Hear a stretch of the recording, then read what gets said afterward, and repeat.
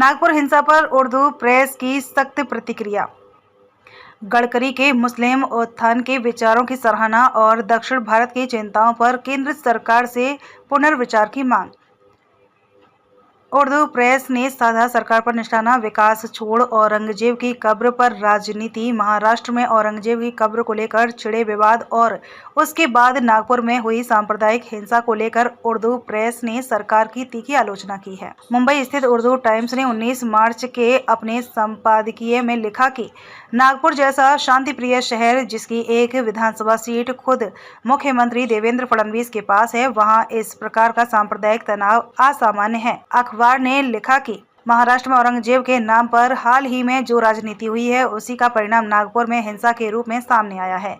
इस पूरे प्रकरण का उद्देश्य जनता का ध्यान असली मुद्दों, महंगाई, बेरोजगारी और किसानों की आत्महत्या से हटाना था। अखबार ने यह भी आरोप लगाया कि महायुति सरकार इस मामले पर सांप्रदायिक ध्रुवीकरण को बढ़ावा दे रही है और राज्य के असली मुद्दों को नजरअंदाज कर रही है। संपादकीय में लिखा गया, महाराष्ट्र का कर्ज 9.32 लाख करोड़ रुपए तक पहुंच चुका है।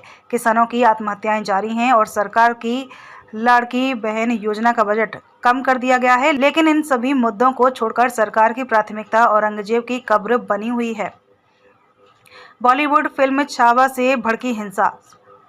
संपादकीय में इस बात पर भी जोर दिया गया कि छावा नामक फिल्म, जो छत्रपति संभाजी महाराज पर आधारित है, उसमें औरंगजेब की नकारात्मक छवि को दिखाया गया है। यह फिल्म हाल ही में रिलीज हुई और इसके बाद बजरंग दल और विश्व हिंदू परिषद जैसे संगठनों ने औरंगजेब की कब्र को गिराने की मांग की, जिससे सांप्रदायिक तनाव भड़क उठा है। गडकरी की मुस्लिम समाज के उत्थान की पहल। शिक्षा से ही बदलाव संभव। रोजनामा राष्ट्रीय सहारा ने गडकरी को बताया कि सभी वर्गों में लोकप्रिय नेता, जहां एक और महाराष्ट्र सरकार को नागपुर हिंसा और सांप्रदायिक राजनीति के लिए कटघरे में खड़ा किया गया, वहीं केंद्रीय मंत्री नितिन गडकरी की मुस्लिम समाज के उत्थान के लिए की गई पहल की रोजनामा राष्ट्रीय सहारा ने सराहना की। 18 मार्च को प्रकाशित संपादकीय में अखबार ने लिखा कि गडकरी देश के उन गिने चुने नेताओं में से हैं जो सांप्रदायिक राजनीति से ऊपर उठकर मुस्लिम समाज के विकास पर ध्यान केंद्रित कर रहे हैं। गडकरी ने अपने हालिया भाषण में मुस्लिम समुदाय को शिक्षा और विज्ञान अपनाने का सुझाव दिया और कहा कि मुसलमानों को केवल चाय की दुकान, कबाड़ का व्यापार और ट्रक चलाने तक सीमित नहीं रहना चाहिए, बल्कि उन्हें डॉक्टर, इंजीनियर, IAS और IPS बनना चाहिए। गडकरी के पूर्व राष्ट्रपति डॉक्टर APJ अब्दुल कलाम का उदाहरण देते हुए कहा कि शिक्षा ही आगे बढ़ने का एकमात्र साधन है। अखबार ने गडकरी के इस बयान का समर्थन करते हुए लिखा कि अगर देश में और भी ऐसे नेता होते तो मुस्लिम इलाकों में पुलिस थाने बनाने की बजाय स्कूल खोले जाते। दक्षिण भारत की चिंताओं पर सियासत का संपादकीय। नायडू को उठानी चाहिए दक्षिण की आवाज। लोकसभा सीटों के पुनर्विन्यास से दक्षिण राज्यों का प्रतिनिधित्व घटने की आशंका।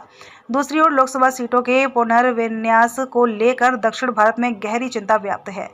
हैदराबाद स्थित सियासत अखबार ने अपने 24 मार्च के संपादकीय में इस मुद्दे पर विस्तार से चर्चा की। अखबार ने लिखा कि अगर लोकसभा सीटों का पुनर्विन्यास केवल जनसंख्या के आधार पर हुआ तो उत्तर और मध्य भारत की सीटें बढ़ जाएंगी, जबकि दक्षिण भारत का प्रतिनिधित्व कम हो जाएगा। तमिलनाडु के मुख्यमंत्री MK स्टालिन द्वारा इस मुद्दे पर आयोजित बैठक में दक्षिण के 3 मुख्यमंत्री और 1 उप मुख्यमंत्री शामिल हुए, लेकिन आंध्र प्रदेश के मुख्यमंत्री चंद्रबाबू नायडू नहीं आए। अखबार ने नायडू से आग्रह किया कि वे अपने राजनीतिक समीकरणों से ऊपर उठकर दक्षिण भारत के हितों के लिए लड़ें और केंद्र सरकार से मांग करें कि जब तक इस मुद्दे पर सर्वसम्मति नहीं बनती, तब तक इस प्रक्रिया को रोका जाए। निष्कर्ष। नागपुर हिंसा पर उर्दू प्रेस का सवाल। औरंगजेब का मुद्दा उठाकर सरकार असली समस्याओं से ध्यान भटका रही है। गडकरी की तारीफ। उन्होंने मुस्लिम समाज को शिक्षा और प्रशासनिक सेवाओं में आगे बढ़ने की सलाह दी है। दक्षिण भारत में असंतोष। लोकसभा सीटों के पुनर्विन्यास के दक्षिण का प्रभाव घटेगा।